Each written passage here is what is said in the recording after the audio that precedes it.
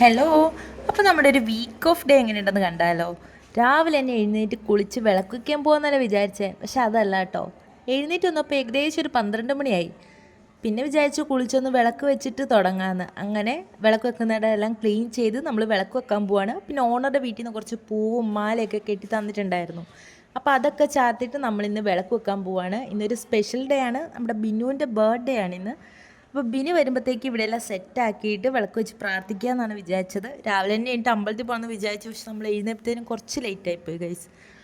അതുകൊണ്ട് ബിനി വരുമ്പോഴത്തേക്കും നമ്മൾ ഇവിടെ എല്ലാം സെറ്റാക്കി ഇവിടെ തന്നെ വിളക്ക് വെച്ച് പ്രാർത്ഥിക്കാമെന്ന് വിചാരിച്ചു.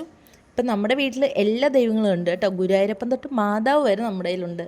അപ്പോൾ എല്ലാം വെച്ച് നമ്മളെല്ലാം സെറ്റാക്കി ഇനി ബിനി വന്നിട്ട് വിളക്ക് വെച്ച് പ്രാർത്ഥിക്കണം. അമ്പലത്തിലോ പോകാൻ പറ്റിയില്ല. എല്ലാവരും ഇന്നലെ ബർത്ത്ഡേ സെലിബ്രേഷനൊക്കെ കഴിഞ്ഞിട്ട് കിടന്നപ്പോൾ കുറച്ച് ലേറ്റായിപ്പോയി ഗൈസ്. അതുകൊണ്ടാണ് നമ്മളിന്ന് വീട്ടിൽ തന്നെ എല്ലാം സെറ്റാക്കിയത്. രാവിലെ എൻ്റെപ്പോഴേ കുറച്ച് ലേറ്റായിപ്പോയി. കുറച്ച് ലേറ്റായെന്ന് വെച്ചാൽ ഏകദേശം ഒരു 12:55 അപ്പോഴത്തേനും നമ്മൾ വിളക്കൊക്കെ വെച്ച് കഴിഞ്ഞപ്പോഴത്തേനും നല്ല വിശപ്പ് വന്നു. അപ്പോൾ പുറത്ത് പോയി കഴിക്കാമെന്നായിരുന്നു ആദ്യം പ്ലാൻ ചെയ്തത്. പിന്നെ വിചാരിച്ചു നമുക്ക് വീട്ടിൽ തന്നെ ഉണ്ടാക്കാമെന്ന്. അങ്ങനെ നമ്മൾ ചപ്പാത്തിയും മുട്ടക്കറിയാക്കി. അഞ്ചു ആണെങ്കിൽ ചപ്പാത്തിയെല്ലാം പരത്തി തന്നു. ഞാനാണ് ചപ്പാത്തിയൊക്കെ ഉണ്ടാക്കിയത്. പിന്നെ ചിഞ്ചു മുട്ടക്കറി ഉണ്ടാക്കി. പിന്നെ പുറത്തു പോയി കഴിക്കുന്നതിൽ നമുക്കൊക്കെ ഇഷ്ടം വീട്ടിൽ എന്തെങ്കിലും ഉണ്ടാക്കി കഴിക്കുന്നതാണ് കേട്ടോ. അങ്ങനെ നമ്മൾ ബ്രേക്ക്ഫാസ്റ്റ് ഒക്കെ ഉണ്ടാക്കി എല്ലാം സെറ്റാക്കി വന്നപ്പോഴത്തേനും സമയം ഏകദേശം 2:25 ഗൈസ്. അടുത്ത ലഞ്ചൊക്കെ ഇനി എപ്പോഴാണോ എന്തോ.